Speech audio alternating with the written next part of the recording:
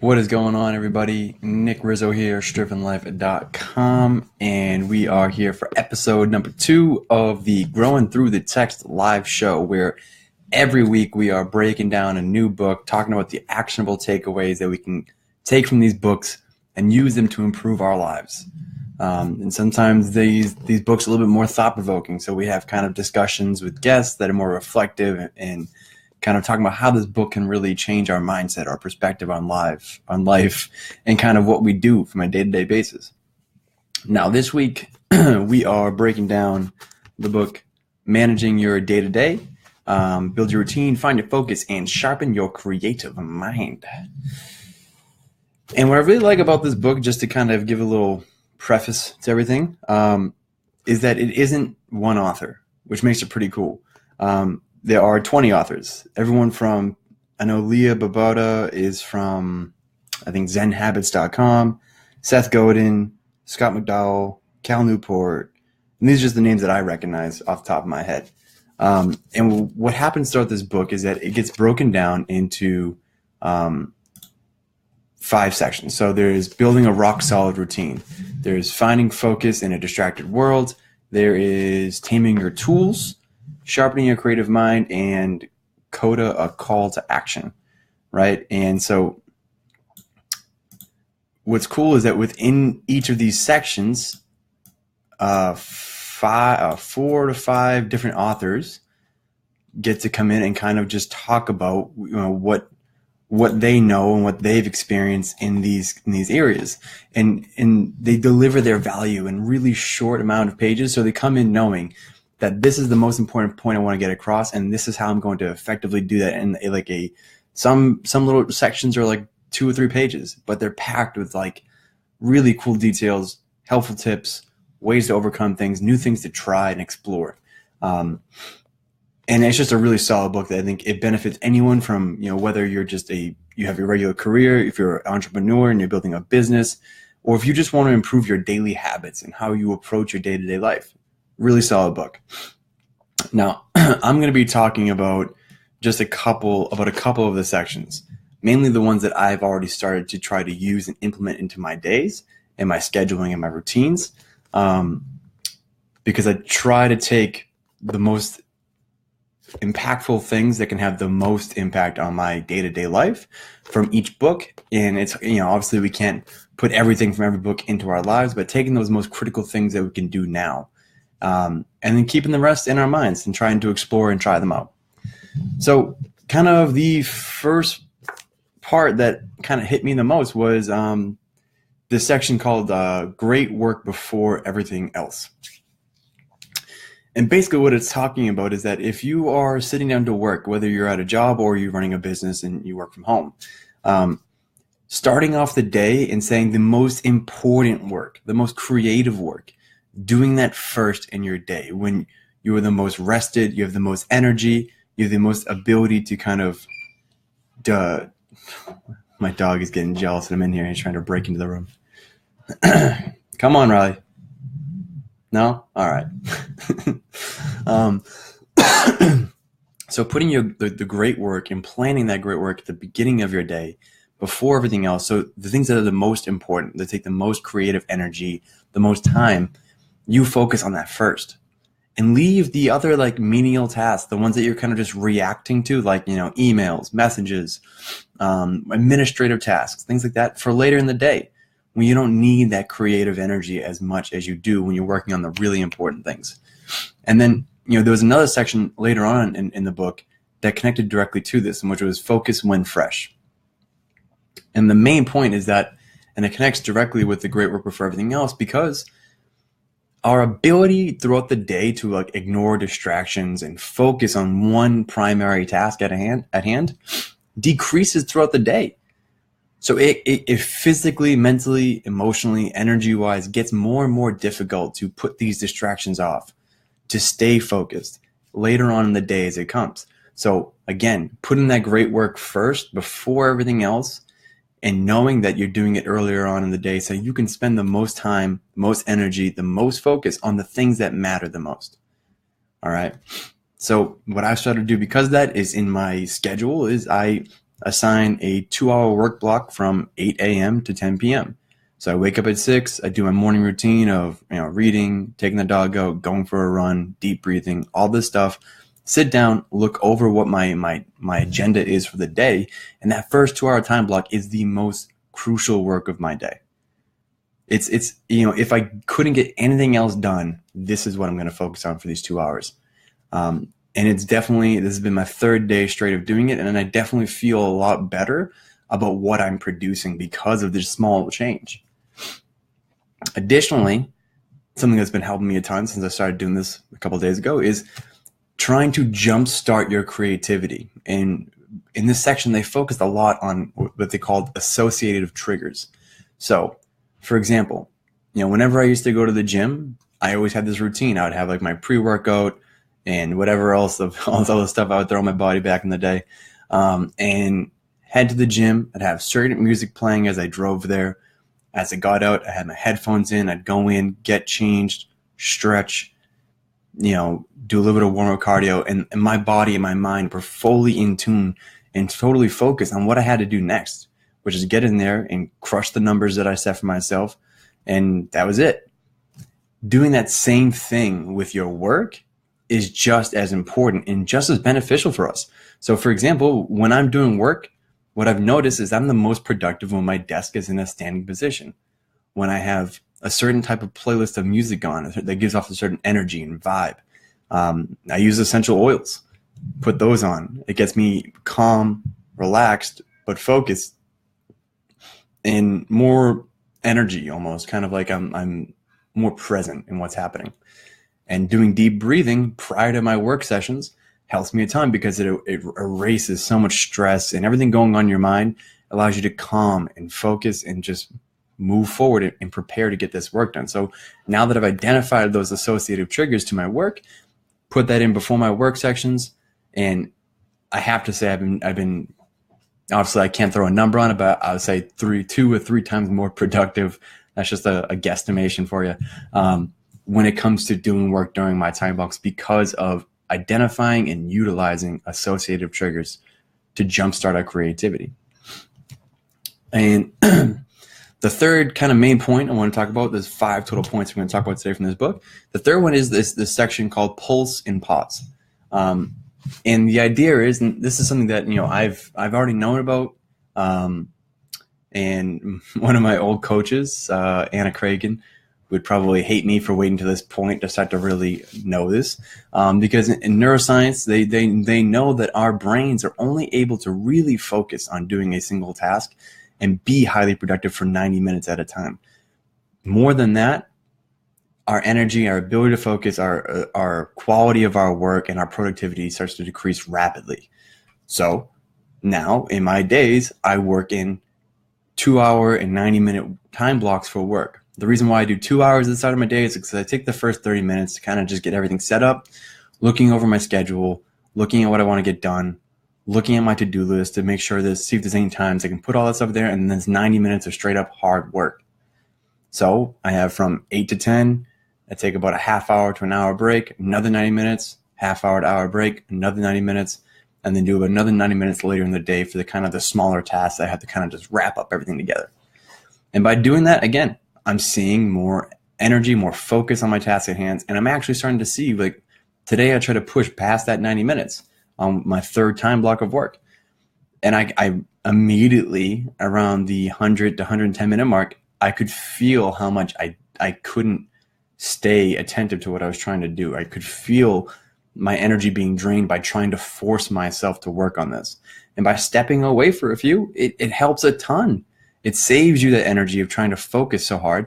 It gives you a small mental break and allows you to come back more refreshed and being able to be more productive and a whole lot less stressed too, which is a magical thing.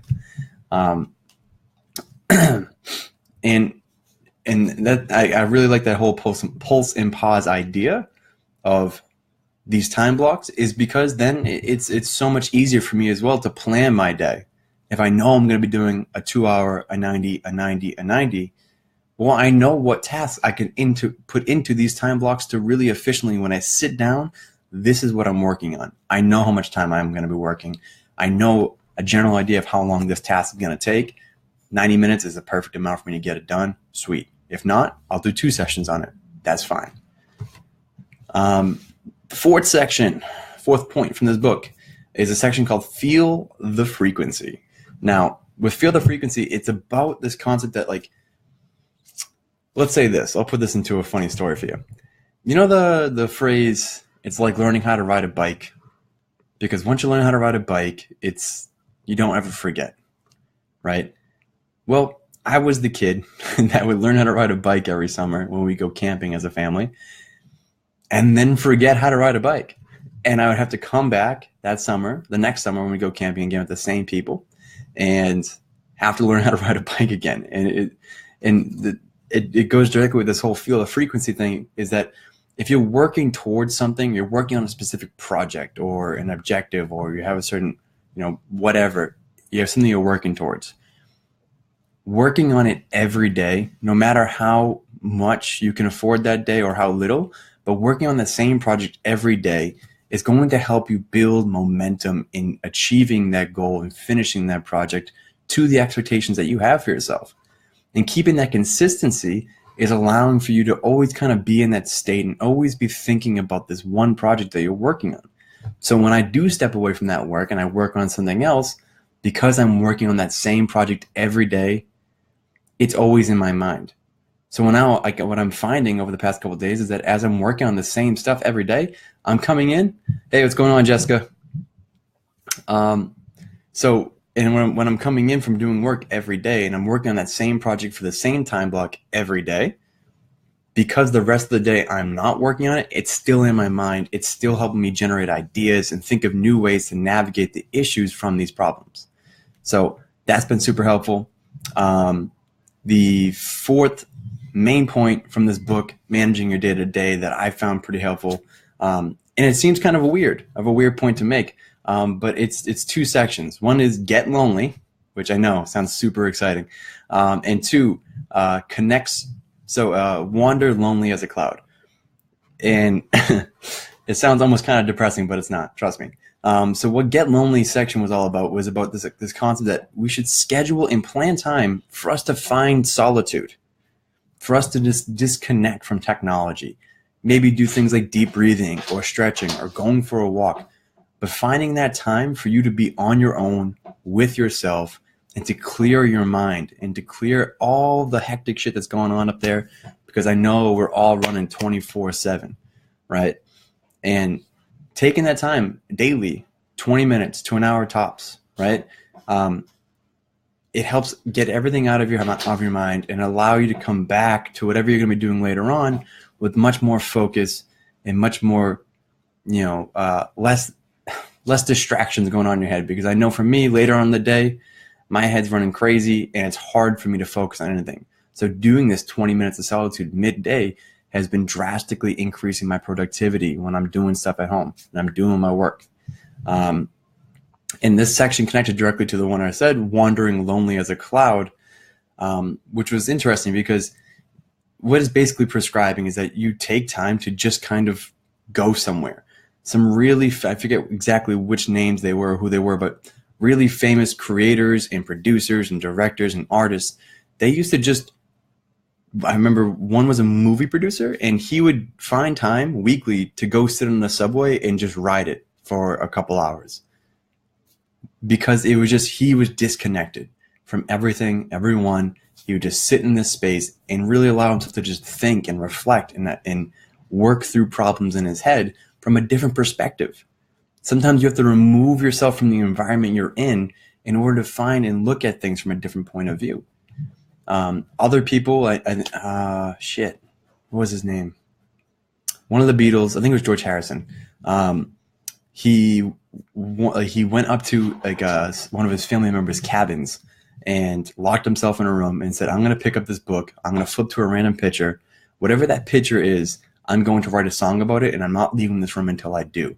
So almost forcing himself to be completely disconnected and have to just say, okay, I'm making a song about this. There's nothing else here that's going to distract me or hold me back, and allow you to really just think creatively and differently from how you would if you never took that time to walk away, right? very creative. It's a very cool idea. I think the titles of the sections were slightly more depressing than they had to be, but they get the point across. Hi, Riley. She gets super jealous when I do work.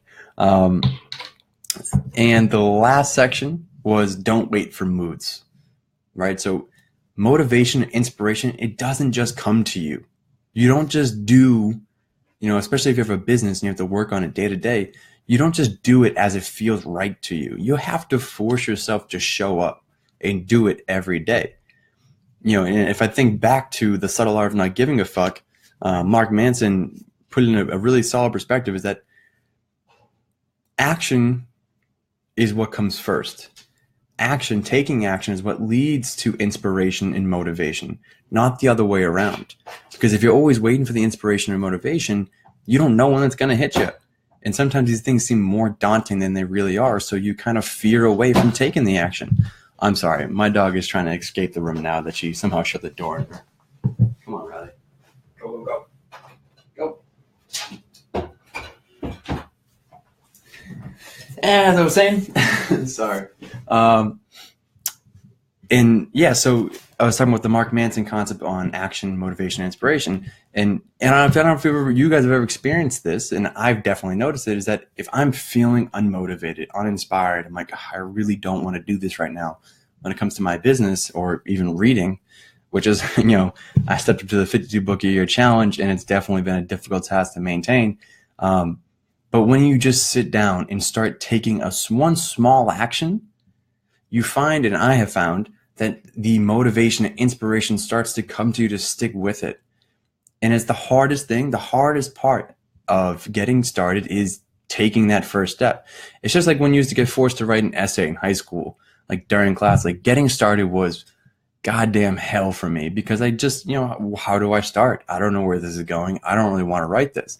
But once you got past that point, that's when the ideas, the creativity, the inspiration, and the motivation would start to come to you. And knowing that I've been using these other aspects from this book about the planning, about the time blocking, about the frequency, it's been helpful because now I know if there's a task that I really don't like to do, like for example, I hate working on my website. I hate design and art. I like to appreciate it. I don't know how to create good art. And because of that, what I tend to do is I say, okay, this is going to take the most out of me. And it's the thing I want to do the least. So this is going in my first time block because now I can't avoid doing it. It's in my schedule. And if I know that if I wait and I keep pushing it off, I'm not going to get random inspiration or motivation to go and just make a bomb ass website. It's not going to happen. So you have to schedule these things in and you have to force yourself to show up. And by doing so, you're allowing yourself to get that motivation and inspiration moving forward and to continue to grow and succeed and achieve new goals and objectives and growth in either your career or your business or your personal life, all of which are vastly important. All right. So guys, listen, those are my 5 main takeaways from managing your day-to-day, build your routine, find your focus, and sharpen your creative mind.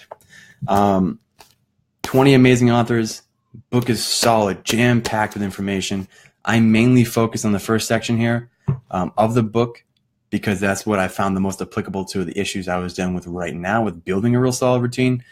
But if you're an artist, you're a creative type of person, the sharpening your creative mind section was phenomenal. Finding focus in a distracted world, and how do we get away from technology? How do we find time to just focus on us and decide and use technology consciously? All this is covered and more in these other sections, which I'm not talking about today. Highly suggest you pick up this book. It's a fundamental thing if you want to start improving how you work, how you do your day-to-day actions, improving your mindset and emotional and mental well-being. This book is solid, jam-packed full of great tips and advice from people who really know what the hell they're talking about, highly successful people, amazing writers. Pick it up. If you want, the link is there. You can also just go to your books at Barnes & Nobles or hit up on Amazon on your own.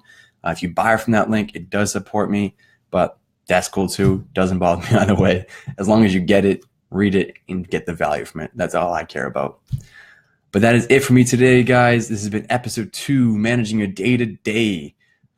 Next week, next Thursday, we're going to be breaking down Full Catastrophe Living by John Kabat-Zinn. And we're going to be having a guest, Susan McVeigh, on that show. This is a massive book. I think it's like 800 pages or something. So it's going to be a challenge to stick with it this week.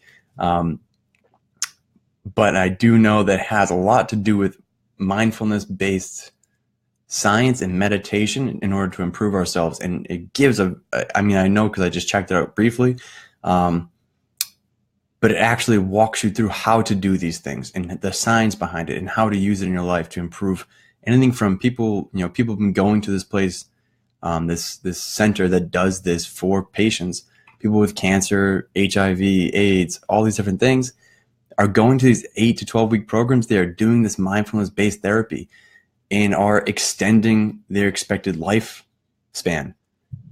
Legitimately, doctors say you're only going to have, they told one patient they're going to have 6 weeks to live and end up living 6 months, right? And really enjoying every aspect of that day. So I think I'm really excited about this book. I've had it for a while, been waiting to crack it open.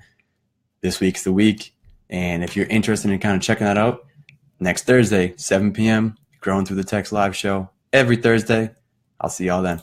Have a good one.